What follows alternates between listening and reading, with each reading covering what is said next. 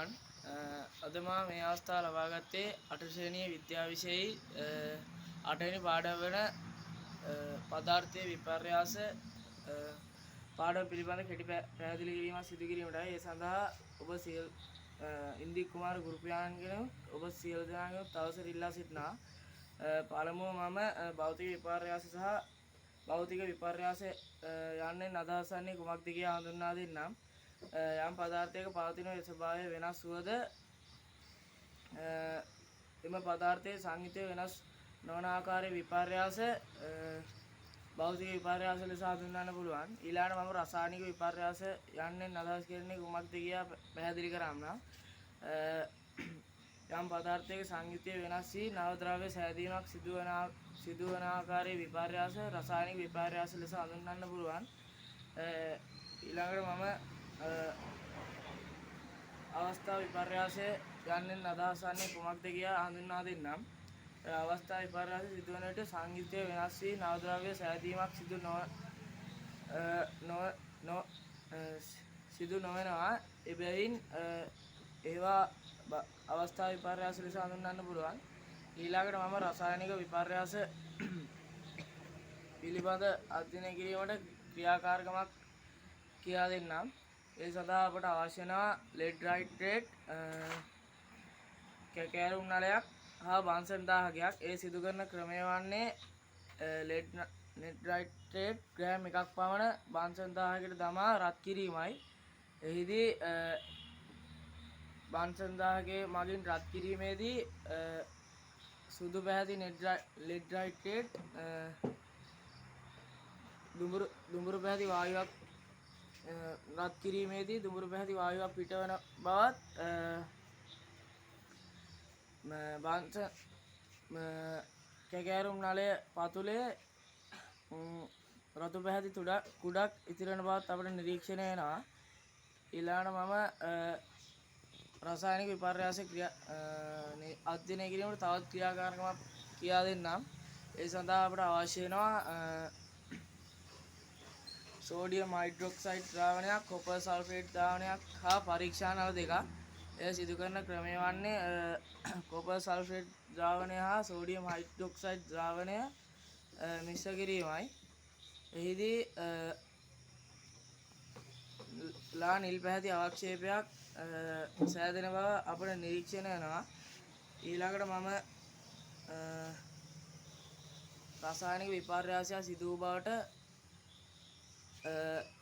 බව හඳුනා ගැනීමට සාක්ෂි කිහිපයක් කියා දෙන්නම්. වර්ණය වෙනස් වීම, ගන්ධයක්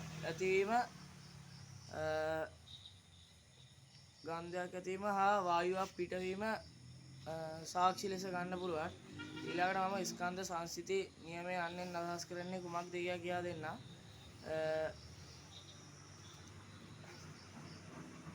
රසායනික ප්‍රතික්‍රියාවලදී සමස්ත ස්කන්ධය වෙනස් නොවෙනවා. එනම් ස්කන්ධය සංස්ථිතික වෙනවා. ඊළඟට මම දහනය යන්නේ අදහස් කරන්නේ කුමක්ද කියලා හඳුන්වා දෙන්නම්.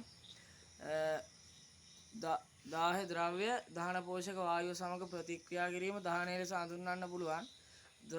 දාහ ද්‍රව්‍ය වලට උදාහරණ ලෙස කඩදාසි, කපුරු පෙට්ටි, ඉටි වැනි දෑ ගන්න පුළුවන්. අදාහ ද්‍රව්‍ය වලට උදාහරණ ලෙස වැලි,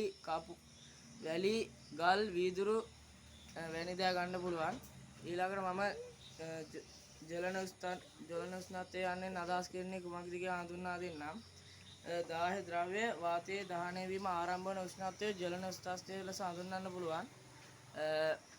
ඊළඟට මම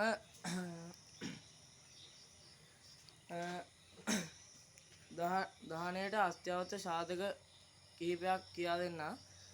දහනයට අත්‍යවශ්‍ය සාධක ලෙස දාහ ද්‍රව්‍ය, දහන පෝෂක වායුව,